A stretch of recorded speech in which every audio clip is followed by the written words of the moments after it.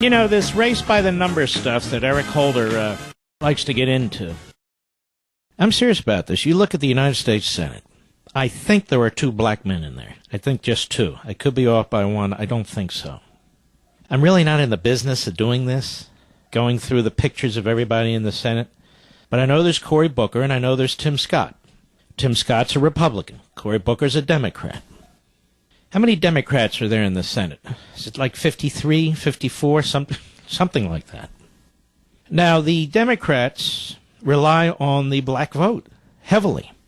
And they get 90%, 94%, it depends. So I asked myself, the Democrats and the liberals, they play this race politics and race by numbers. And when you think about it, considering how many elections the black community in this country has delivered for Democrats at the local, state, and federal level, who's discriminating against whom, if we just look at the numbers? I'm serious about this. If this is the liberal mindset, and this is how the liberals see things and discuss things, you know, there's injustice, we know it as a matter of fact, and maybe there is, in Ferguson, Missouri, because of the number of white cops versus the number of blacks in the community. Well, I'm looking at the United States Senate, the Democrat Party in particular, and they've got 1 black man, as far as I know, a senator, in the U.S. Senate. So by definition, if you're a liberal or you're Eric Holder, the Democrat Party is racist. The Senate Democrats are racist. The Senate primary process and nominating process for Democrats is racist.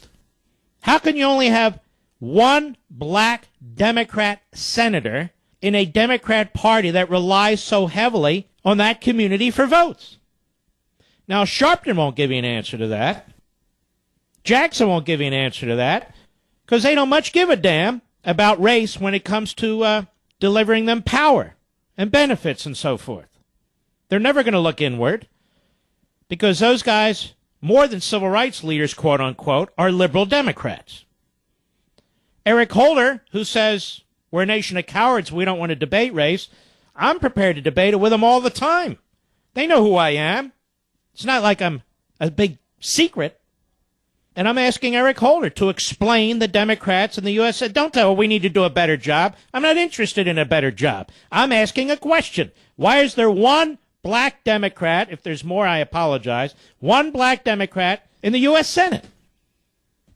Racism? Must be. Got a lot of white leftists, a lot of white liberals there.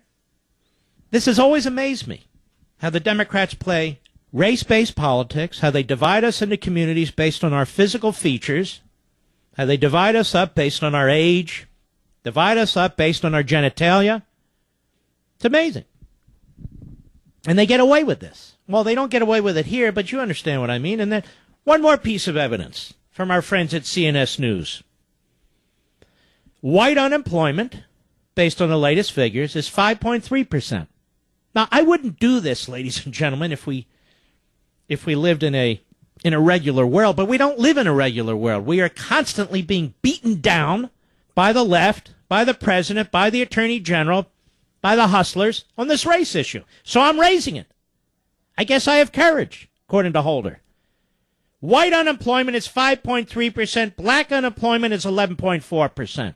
Don't give me we can do better. We need more government. We need more taxes, more redistribution of wealth. And it's very, very high under this president and his administration. Latino unemployment is 7.5%. It's stunning. The last time black unemployment rate was 11.4% was more than 5 years ago in October 2008. And it was at a low 7.6% August 2007. 2007, Mr. Producer, I think we had a Republican president who was white. I think we had a Republican vice president who was right. It's amazing. How could that happen? Whites make up 77.7% of the American population. I've been saying 70%. It's 78% of the population of this country is white, according to the Census Bureau and according to CNS News' report of it. Blacks comprise 13.2%. Latinos, 17.1%. That figure's amazing to me. I didn't realize 78% of the people in this country are white, and you would think it's like 12% or something. The way the language is spoken and politicians position themselves and the media reports things. But in any event, the black unemployment rate is more than double the white unemployment rate under a black president, under his policies, and I don't think that should be ignored, because I think the policies of this administration are racist. I think the Democrat Party in the Senate is racist. As I've pointed out before, there are more blacks on the Ferguson police force than there are black Democrat U.S. senators. That doesn't make it right either way. I'm just pointing it out, because everybody else is pointing out the former and not the latter.